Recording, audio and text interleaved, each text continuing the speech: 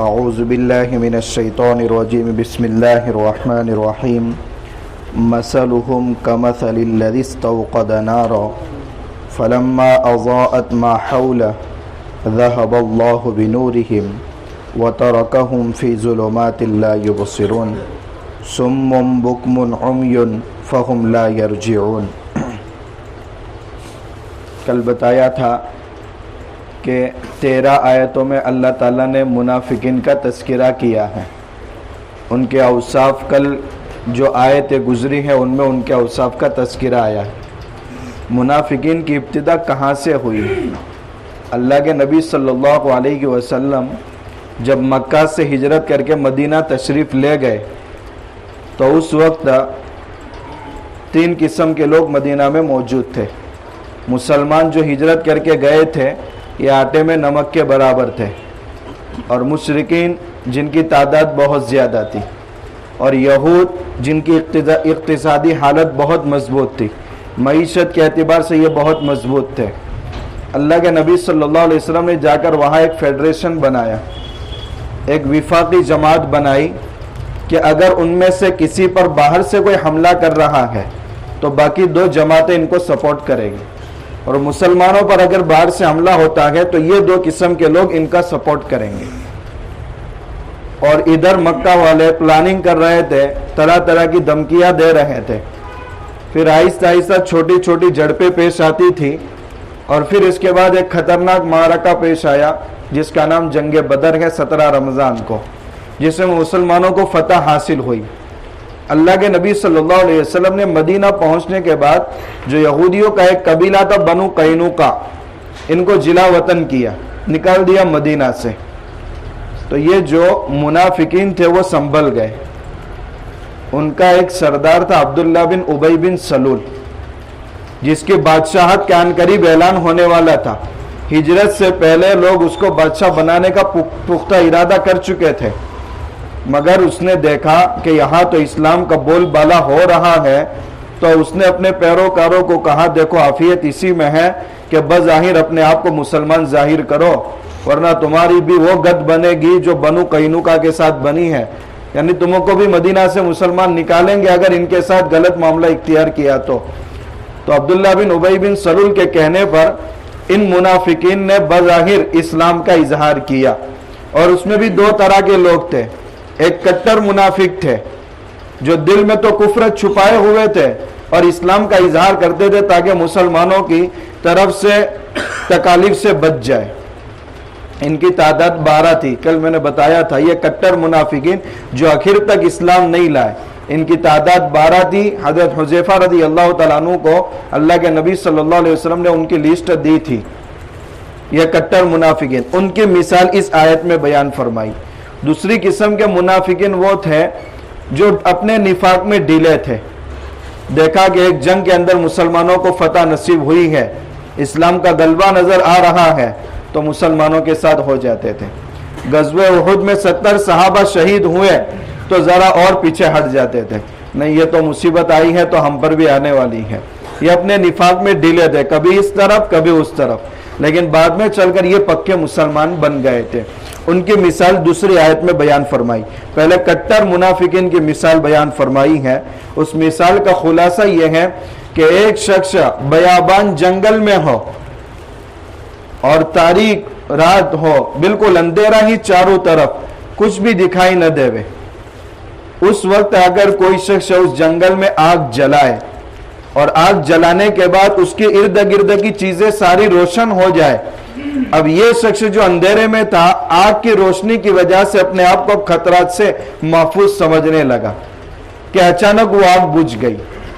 اب آگ بجھ جائے تو گھر میں بجلی ہو اور فوراً جب بجلی چلی جاتی ہے تو اندھیرا اتنا سخت ہو جاتا ہے کہ خود کا ہاتھ نظر نہیں آتا۔ یہ منافقین کی مثال اللہ تبارک و تعالیٰ نے بیان فرمائی کہ یہ لوگ پہلے کفر کے اندھیرے میں پڑے ہوئے تھے، پھر انہوں نے بظاہر اپنا اسلام ظاہر کر کے انہوں نے ایک آگ اور روشنی جلائی، پھر جب اس روشنی کے ذریعے مسلمانوں کے خطرات سے محفوظ ہو گئے کہ اللہ نے وحی کے ذریعے ان کا بانڈا پھوڑ دیا اور مسلمانوں کو بتا دیا کہ یہ منافقین ہے۔ اب یہ تاریکیوں میں ہی بھٹکتے رہتے ہیں. خود قرآن نے مثال بیان کی, ان کی مثال ایسی ہے جیسا کہ وہ شخص جس نے آگ کو روشن کیا, پھر آگ نے اپنے ارد گرد کی چیزوں کو روشن کر دیا تو اللہ نے اچانک ان کے نور کو ختم کر دیا. وَتَرَكَهُمْ فِي الظُّلُمَاتِ, اور ان کو تاریکیوں میں چھوڑ دیا کہ اب کچھ بھی نظر نہیں آ رہا. صُمٌّ بُكْمٌ عُمْيٌ, یہ لوگ بہرے ہیں, کیا حق کی بات ان کو سنائی نہیں دیتی کان ہونے کے باوجود. بُكْمٌ, گونگے ہیں کہ اب اللہ کو پکار بھی نہیں سکتے ایسی مصیبت کے موقع پر. عُمْيٌ, اور اندھے ہیں کہ ان کو اب صراط مستقیم بھی نظر نہیں آ رہا. فَهُمْ لَا يَرْجِعُونَ, یہ کبھی بھی اسلام کی طرف اور رائے ہدایت کی طرف لوٹ کر آنے والے نہیں ہیں. یہ وہ کٹر منافقین جن کو اسلام نصیب نہیں ہوا. اَوْ كَصَيِّبٍ مِّنَ السَّمَاءِ, پھر وہ جو لوگ اپنے نفاق میں ڈھیلے تھے, کبھی ادھر کبھی ادھر, ان کی مثال بیان کی کہ ایک شخص لک و دک میدان میں ہو, موسلادھار بارش جاری ہو, چاروں طرف سے بادل نے بھی اندھیرا کر لیا ہو, اور بارش ہے تو بارش کے ساتھ اندھیرا بھی ہو, بجلی کی کڑک بھی ہو اور بجلی کی چمک بھی ہو. ظاہر سی بات ہے اتنا خطرناک اندھیرا خود انسان گھر میں ہوتا ہے تو گھبراہٹ شروع ہو جاتی ہے. اگر بجلی کی کڑکیں اپنے اعتدال سے زیادہ چمکنے لگے اور بجلی گرجنے لگے تو پھر انسان کو اور زیادہ گھبراہٹ ہوتی ہے. ان لوگوں کا حال بھی ایسا ہی ہے. یجعلون اصابعهم فی آذانهم من الصواعق, یہ کڑک, بجلی کی جو کڑک ہوتی ہے, کہیں ایسا نہ ہو کہ اس کے ذریعے گھبراہٹ سے موت واقع ہو جائے تو اپنی انگلیوں کو اپنی کانوں میں ڈالتے ہیں تاکہ اس کی آواز ہمارے کانوں میں نہ پڑے. واللہ محیط بالکافرین, اللہ سارے کافروں کا احاطہ کر رہے ہیں. یکاد البرق یخطف ابصارهم, اور بجلی اتنی خطرناک ہے ان کو اندیشہ ہے کہ کہیں ہماری آنکھیں نہ چلی جائیں. کلما اضاء لهم مشوا فیہ, انسان کے ایسے موقع پر حالت کیا ہوتی ہے, جب بجلی چمکتی ہے اور تھوڑی روشنی ہوتی ہے تو تھوڑا چلتا ہے, پھر جب اندھیرا چھا جاتا ہے تو اپنی جگہ پر کھڑا ہو جاتا ہے. کلما اضاء لهم مشوا فیہ, جب ان کے لیے بجلی چمکتی ہے تو تھوڑا چلتے ہیں. وَإِذَا أَظْلَمَ عَلَيْهِمْ, جب اندھیرا چھا جاتا ہے تو کھڑے ہو جاتے ہیں. جب اسلام کو غلبہ نصیب ہوتا ہے تو اسلام کی طرف جاتے ہیں, اور جب تھوڑی مصیبت مسلمانوں کو پہنچتی ہے تو اپنی جگہ پر کھڑے رہ جاتے ہیں. وَلَوْ شَاءَ اللَّهُ لَذَهَبَ بِسَمْعِهِمْ وَأَبْصَارِهِمْ, اگر اللہ چاہے تو ایسے لوگوں کے پاس سے سننے کی اور دیکھنے کی طاقت بھی چھین لے. ان اللہ علی کل شیء قدیر, بے شک اللہ تعالی ہر چیز پر قدرت رکھنے والا ہے. تو یہ منافقین کے دوسرے قسم کے لوگوں کی مثال اللہ تعالیٰ نے بیان فرمائی, بعد میں چل کر ان کو اسلام نصیب ہو گیا تھا. اب تین طرح کی جماعتیں ایسی ہوئی, کٹر کفار, کٹر منافقین, اور جو اپنے نفاق میں ڈھیلے تھے. یہ دل سے اللہ کی عبادت نہیں کرتے تھے, ان کو آگے سب کو مخاطب کیا گیا. یا ایھا الناس, اے لوگو, اعبدوا ربکم الذی خلقکم والذین من قبلکم, اپنے اس رب کی عبادت کرو جس رب نے تم کو اور تم سے پہلے جو بھی انسان تھے آدم علیہ السلام تک, ان سب کو پیدا کیا. اللہ کی عبادت کرو گے لعلکم تتقون, تو جہنم کی آگ سے بچ جاؤ گے. اور اس رب کو تم کیسے بھول جاتے ہو جس رب نے تمہارے مادی ضرورتوں کا انتظام کیا اور روحانی ضرورتوں کا انتظام کیا. انسان دو چیزوں کا مجموعہ ہے, ایک بدن اور ایک روح. بدن کے لیے کیا کیا چیزیں ضرورت کی لگنے والی ہیں اللہ نے انتظام اس کا دنیا میں فرمایا ہے, اور رسول کی رسالت اور ان پر قرآن اتار کر کے روح کے لیے کون سی چیزیں ضروری ہے اللہ نے اس کا بھی انتظام کیا ہے. اس اللہ کی عبادت کو تم کیوں چھوڑ دیتے ہو؟ الذی جعل لکم الارض فراشا, وہ رب جس نے تمہارے لیے زمین کو رہائش کے قابل بنایا.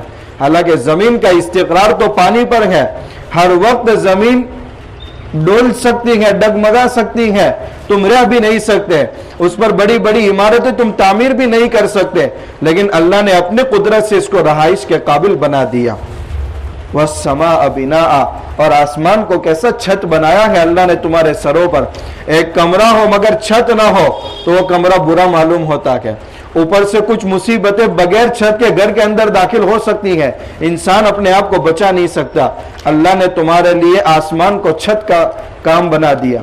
آسمان سے یہاں مراد فضا ہے, سورج سے بہت ساری ایسی زہریلی شعاعیں نکلتی ہیں کہ اللہ نے فضا میں ایسے سیارے بنائے ہیں کہ اگر وہ زہریلی گیس کو اور ان شعاعوں کو اپنے اندر وہ سیارے جذب نہ کرے اور وہ زمین پر گر جائے تو بہت سارے انسان اور جانور اس کی وجہ سے ہلاک ہو جائے.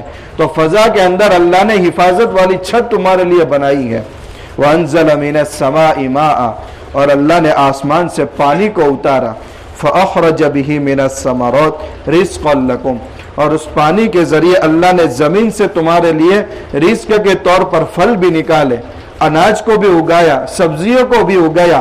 یہ اللہ نے تمہاری مادی اور جسمانی ضرورتوں کا انتظام کیا ہے. فَلَا تَجْعَلُوا لِلَّهِ یہ سب کارنامے صرف اللہ ہی انجام دیتا ہے, بس تم اللہ کے لیے شرکا مت بناؤ. حالانکہ تم حقیقت جانتے ہو کہ ہمارے معبودان باطلا نہ ان کے پاس پیر ہیں کہ چل کر کسی کے پاس جا سکے, نہ آنکھیں ہیں کہ پجاری کے وجود کو وہ دیکھ سکے.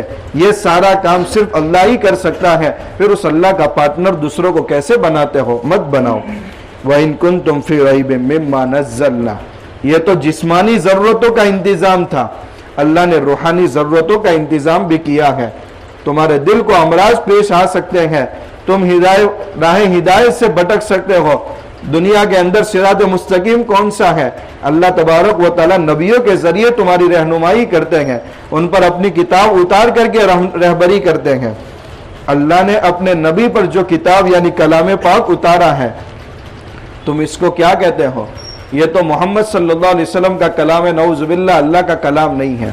اللہ تعالیٰ فرماتے ہیں وَإِن كُنتُمْ فِي رَيْبٍ مِّمَّا نَزَّلْنَا عَلَىٰ عَبْدِنَا جو کتاب ہم نے اپنے بندے محمد پر اتاری ہے, اگر اس سلسلے میں تمہیں کچھ شک ہے کہ وہ خود انسان کا کلام ہے, اللہ کا کلام نہیں ہے, تو محمد بھی تو تمہاری طرح انسان ہے. تم کھاتے ہو وہ بھی کھاتے ہیں, تم پیتے ہو وہ بھی پیتے ہیں, تم بازاروں میں اپنی ضروریات کے لیے گھومتے ہو وہ بھی پھرتے ہیں. جب ایک انسان ایسا کلام پیش کر سکتا ہے تو تم بھی تو ایسا کلام پیش کرو اگر تم اپنے دعوے میں سچے ہو. فَأْتُوا بِسُورَةٍ مِّن مِّثْلِهِ صرف ایک سورت لے آؤ. پہلے تو پورا قرآن کہا گیا, پھر کہا گیا ایک سورت لے آؤ, پھر کہا گیا صرف ایک آیت لے آؤ قرآن کے برابر. اگر یہ اللہ کا کلام نہیں انسان کا کلام ہے, تم بھی انسان ہو, بناؤ. وَادْعُوا شُهَدَاءَكُم مِّن دُونِ اللَّهِ اور اگر اس کے لیے تمہیں جتنے لوگوں کے تعاون کی ضرورت پڑے, دنیا کے بڑے بڑے عربی دا, فصاحت اور بلاغت کے ماہر ہو, ان سب کو بلاؤ. اللہ تعالیٰ فرماتے ہیں سب کو بلاؤ, میری ذات کو چھوڑ کر سب کو بلاؤ, اور سارے کے سارے جمع ہو جاؤ اور قرآن کے مثل ایک سورت یا ایک آیت لے آؤ. ظاہر سی بات ہے قرآن کے بارے میں اتنی سخت دشمنی تھی کہ خود لوگوں کو کہتے تھے جب قرآن پڑھا جائے اس وقت ایسا شور مچاؤ کہ تمہاری آواز غالب آنی چاہیے اور قرآن کی آواز لوگوں کے کانوں میں نہ پڑے, ورنہ وہ مسحور کن آواز سے قرآن کے اوپر ایمان لانے والے نہ بن جائے. جب قرآن کے بارے میں اتنی سخت دشمنی تھی اور قرآن کہہ رہا ہے, اللہ تعالیٰ فرما رہے ایک آیت قرآن کے مثل لے آؤ, کیسا اندر سے دل پکتا ہوگا اور کباب ہوتا ہوگا. اس وقت اللہ تعالیٰ نے کتنی عجیب بات فرمائی, قُلْ لَئِنِ اجْتَمَعَتِ الْإِنسُ وَالْجِنُّ اے نبی اعلان کیجئے صاف صاف سارے انسان اور جنات جمع ہو جائے عَلَىٰ أَن يَأْتُوا بِمِثْلِ هَذَا الْقُرْآنِ کہ جیسا قرآن بنا کر کے لے آئے, قیامت کی صبح تک اس جیسا کلام تم نہیں بنا سکتے. کتنے شاندار انداز میں قرآن اور چیلنج کر رہا ہے, کس طریقے سے اندر سے جل بن کر راکھ ہو جاتے ہوں گے. اللہ تعالیٰ نے آگے فرمایا فَإِن لَّمْ تَفْعَلُوا اگر قرآن کے مثل صورت بنانے کی کوشش کرو گے ایسا ہرگز تم نہیں کر سکو گے. فَاتَّقُوا النَّارَ الَّتِي وَقُودُهَا النَّاسُ وَالْحِجَارَةُ لہذا آپ اس دن سے ڈرو, اس آگ سے ڈرو جس آگ کا ایندھن لکڑیاں پیٹرول ڈیزل نہیں ہوگا بلکہ انسان ہوں گے, اور انسان جن پتھروں کو پوجتے تھے ان پتھروں کو بھی اس آگ کا ایندھن بنایا جائے گا. اعدت للکافرین جو آگ کافروں کے لیے تیار کی گئی ہے. تو اس میں رسالت کا بھی تذکر آ گیا. تو اللہ تعالیٰ نے تینوں جماعتوں کو مخاطب کر کے اپنی عبادت کا حکم دیا. پھر اس کے بعد ان کو کہا گیا کہ اللہ کی عبادت کرو, اور اللہ نے تمہارے لیے جو مادی اور جسمانی اور روحانی ضرورتوں کا انتظام کیا ہے اس روحانی ضرورتوں کو بھی تسلیم کرو. ان روحانی ضرورتوں کو پورا کرنے کے لیے نبی اور نبی پر کتاب کو بھی اتارا ہے. اگر نہیں مانیں گے تو ایسے لوگوں کا کیا حشر ہوگا. اعدت للکافرین ایسی جہنم جس کے ایندھن لوگ اور پتھر ہوں گے, یہ ایسے منکروں کے لیے تیار کی گئی ہے. اور قرآن کا ایک طریقہ کار ہے, جب کفار کا تذکرہ کرتا ہے، اہل جہنم کا تذکرہ کرتا ہے، تو اہل جنت کا بھی تذکرہ کرتا ہے۔ آگے مختصر انداز میں جنتیوں کا بھی تذکرہ کر دیا۔ اے نبی آپ ان لوگوں کو بھی بشارت دے دو جو اللہ پر، اللہ کے رسول پر ایمان لا چکے ہیں، وَعَمِلُوا الصَّالِحَاتِ اور نیک اعمال بھی انہوں نے کیا ہے۔ دیکھیں اول وہلے میں اگر جنت میں جانا ہے تو ایمان کے ساتھ عمل صالح ضروری ہے۔ اگر ایمان کے ساتھ برے عمل ہے تو پہلے برے عمل سے پاک ہونے کے لیے جہنم میں جانا پڑے گا، اس لیے وَعَمِلُوا الصَّالِحَاتِ کی قید لگائی۔ ایمان لائے، نیک اعمال کیے، کیا انعام؟ 4 انعام ہے۔ ان لہم جنات تجری من تحتها الانہار، ان کے لیے ایسے سدا بہار باغات ہوں گے جن کے نیچے سے نہریں جاری ہوگی۔ کلما رزقوا منها من ثمرۃ الرزق قالوا هذا الذي رزقنا من قبل واتوا به متشابها۔ جنتی اپنے خادم سے کہے گا ارے میرے لیے آم لے کر کے آؤ، وہ خادم آم لے کر کے آیا، کھایا، مزہ آ گیا۔ پھر کہے گا امرود کھانے کا جی چاہ رہا ہے، امرود لے کے آؤ، وہ خادم جائے گا اور آم لے کر کے آئے گا۔ اب یہ کہے گا ارے ابھی تو میں نے آم کھایا ہے، مجھے تو امرود کھانا ہے۔ ارے آقا کھا کر تو دیکھو، جب کھا کر کے دیکھیں گے تو آم کی شکل ہوگی مگر مزہ امرود کا ہوگا، مزہ آ گیا۔ تو دوسری نعمت یہ ہے کلما رزقوا، جب بھی ان کو کھانے کے لیے کوئی پھل دیا جائے گا تو جنتی لوگ کہیں گے ارے یہی تو وہ پھل ہے جو ابھی ہم کو اس سے پہلے دیا گیا، یہ اسی کے مشابہ ہے۔ ارے کھا کر تو دیکھو، ذائقہ دونوں کا الگ ہے، شاید شکل سیم ہے، یا یہ کہ دنیا کے اندر جو پھل دیے گئے تھے وہی پھل آخرت میں دیے جائیں گے، تو کہیں گے ارے یہ چیزیں تو ہمیں تو دنیا میں ملی تھی۔ ارے دنیا کا مزہ اور جنت کا مزہ دونوں میں فرق ہے، شکل چاہے ایک جیسی نظر آ رہی ہے۔ دوسرا انعام وَلَهُمْ فِيهَا أَزْوَاجٌ مُطَهَّرَةٌ، اور اہل جنت کے لیے اس میں پاکیزہ بیویاں ہوگی۔ دنیا کی بیویاں بھی پاکیزہ ہوگی اور جنت کی حوریں بھی پاکیزہ ہوگی۔ دنیا کی بیویوں کا کیا حال ہے؟ پیٹ میں غلاظت ہے، پھر ایک وقت کے بعد چمڑی بھی سوکھ جاتی ہے اور بڑھاپا نظر آتا ہے۔ وہاں ایسی چیزیں نہیں ہوگی، وہاں تو غلاظت سے بھی پاک ہوگی۔ جو ماہواری یہاں دنیا کی عورتوں کو آتی ہیں، اہل جنت کی حوروں کو وہ ماہواری وغیرہ کچھ بھی نہیں آئے گا، پاک باز عورتیں وہاں ملے گی۔ وَهُمْ فِيهَا خَالِدُونَ، اور وہ لوگ اس میں ہمیشہ رہیں گے۔ یہ بھی بہت بڑا انعام ہے۔ دنیا میں کروڑوں روپے مل گئے، ہر وقت دڑکا لگا رہتا ہے رات میں چور نہ آ جائے اور یہ نعمت مجھ سے دور نہ ہو جائے۔ کبھی یہ دھڑکا لگا رہتا ہے کہیں ایسا نہ ہو کہ اتنے سارے کروڑوں روپے تو مجھے ملے ہیں مگر میں ایکسپائر نہ ہو جاؤں کہ اس سے فائدہ نہ اٹھا سکوں۔ یا اعلان ہو گیا وَهُمْ فِيهَا خَالِدُونَ، نعمتیں تمہارے ساتھ ہمیشہ رہے گی اور تم بھی نعمتوں میں ہمیشہ رہیں گے۔ اللہ تعالیٰ یہ چاروں انعام کا استحقاق ہم سب میں پیدا فرمائے۔ سبحان اللہ۔